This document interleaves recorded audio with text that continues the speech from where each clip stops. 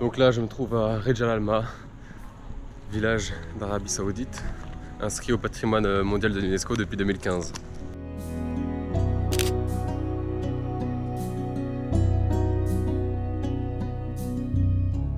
Donc ce village se trouve au pied de la montagne d'Assouda, à peu près à une cinquantaine de kilomètres à l'ouest de la ville de Aba, principale ville du sud. Et c'est assez fou parce qu'en fait apparemment le village, donc tout ça, il avait été construit un petit peu plus à l'ouest dans un autre village et il a été déplacé du coup à cet endroit et totalement préservé depuis ce temps-là. En fait ce qui est incroyable aussi c'est que le village il s'est développé plutôt vers le 8e siècle. Donc c'était une époque où il y avait beaucoup de commerce au niveau de la mer Rouge, etc.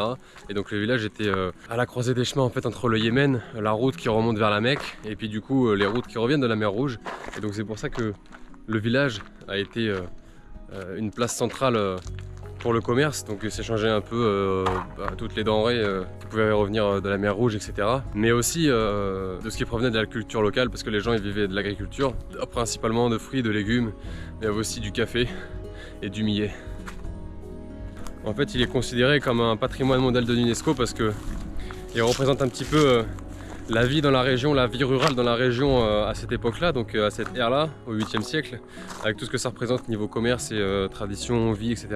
Alors si je dois faire un petit point de vue culture, religion très rapide et très simple, j'ai une amie saoudienne qui m'a précisé qu'elle était du coup super surprise de l'organisation en fait de la ville, de la cité ici, parce que ça témoignait du coup d'une volonté de partager tout ensemble, d'être voilà, de mélanger les familles, de mélanger les personnes, les gens, etc.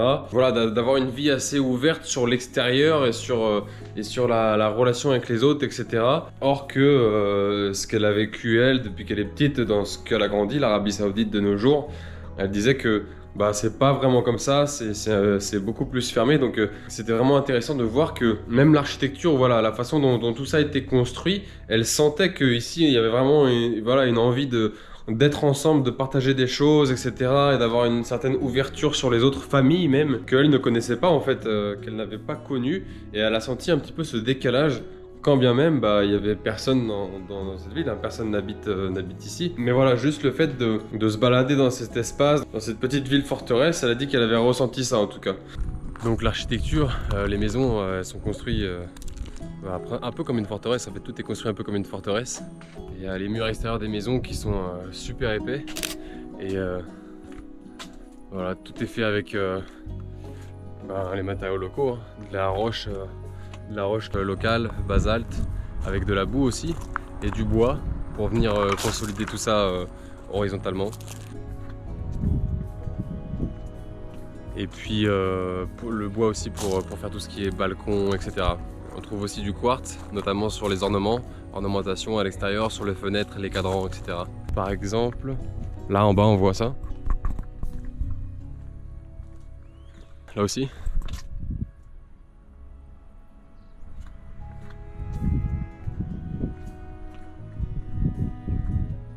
Quand on parle d'architecture vernaculaire, bah là je pense qu'on est en plein dedans parce que cette ville elle est là depuis très longtemps.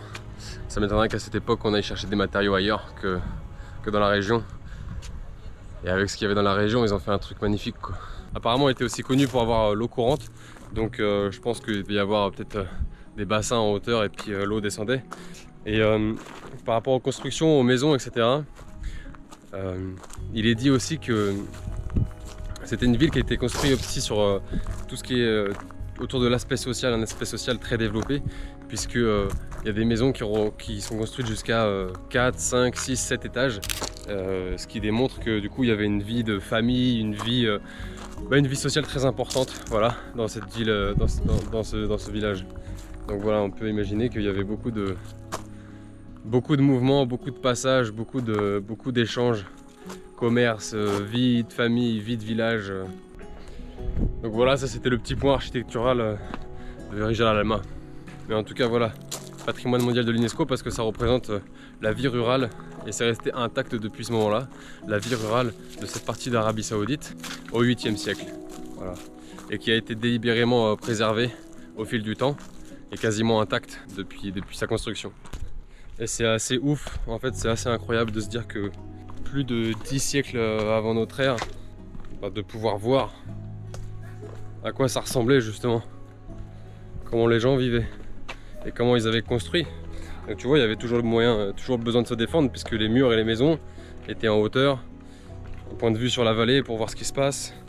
Les murs sont super épais en cas d'attaque. Donc l'architecture témoigne de ce qui s'y passait au niveau du commerce, mais aussi au niveau de la vie sociale et de la vie rurale. Et je trouve aussi super ludique en fait la manière dont c'est construit. Et très social aussi parce qu'il y a une place au milieu du village. Certainement, ça fait un peu de théâtre en fait. Donc je sais pas, ça ressemble un peu à un théâtre. Donc peut-être des représentations, peut-être aussi la place du marché, là où il y avait tous les échanges et tout ça. En tout cas, on sent qu'il y avait une vie assez forte, un esprit de communauté assez fort ici. Franchement, tu sens ça en fait.